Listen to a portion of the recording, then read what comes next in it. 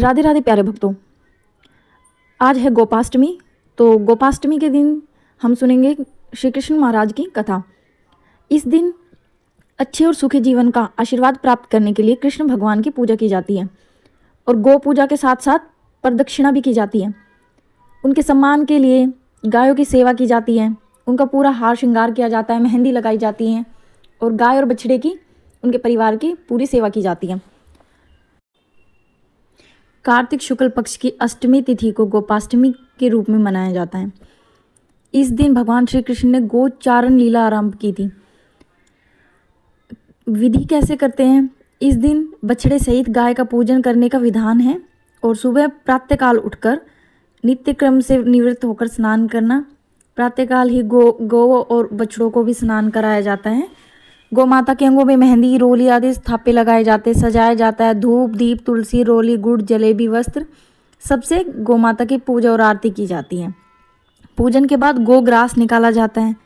गौ माता की परिक्रमा की जाती है। परिक्रमा के बाद गौ के साथ कुछ दूर तक चला भी जाता है। तो चलिए शुरू करते हैं कथा।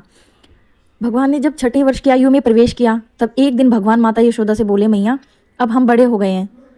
मैया यशोदा बोली, अच्छा लल्ला, अब तुम बड़े हो गए हो तो बताओ क्या करें?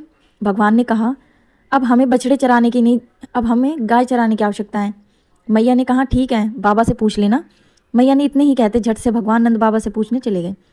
बाबा ने कहा, लाला अभी तुम बहुत छोटे हो, अभी तुम बछड़े ही चराओ। भगवान ने कहा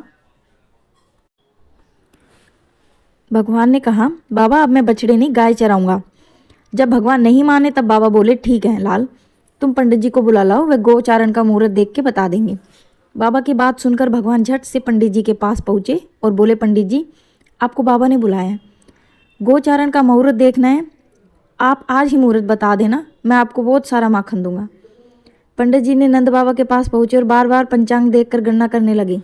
तब नंद बाबा ने पूछा, पंडित जी क्या बात है, आप बार बार गिन रहे हैं? पंडित जी बोले, क्या बताएं नंद बाबा जी, केवल आज का ही मुहूर्त निकल रहा है, इसके बाद तो 1 वर्ष तक कोई मुहूर्त ही नहीं है। पंडित जी की बात सुनकर नंद बाबा ने भगवान को गोचारण स्वीकृति दे दी। भगवान जो समय कोई कार्य करे वही शुभ मुहूर्त बन जाता है। उसी दिन भगवान ने गोचारण आरंभ किया और वही शुभ तिथि बन गई। कार्तिक मास में शुक्ल पक्ष अष्टमी भगवान के गोचारण आरंभ करने के कारण यह तिथि गोपाष्टमी कहलाई। माता यशोदा ने अपने लल्ला के श्रृंगार किया। जैसे ही पैरों में जूतियाँ पहनाने लगी तो लल्ला ने मना कर दिया। बोले, मैया यदि मेरी गोए जूतियाँ नहीं पहनती तो मैं कैसे पहन सकता हूँ? यदि पहना सकती हूँ उन्हें भी तो सभी को जूतियाँ पहना दो। और भगवान जब तक वृंदावन में रहे भगवान ने कभी भी पैरों में जूतियाँ नहीं पहनी। आगे आगे गायें और पीछे बांसुरी बजाते हुए भगवान और उनके पीछे बलराम और कृष्ण के यश गान करते हुए ग्वाल गोपाल इस प्रकार से विहार करते हुए भगवान ने उस वन में प्रवेश किया। तब से भगवान की गोचारण लीला का आरंभ हुआ है।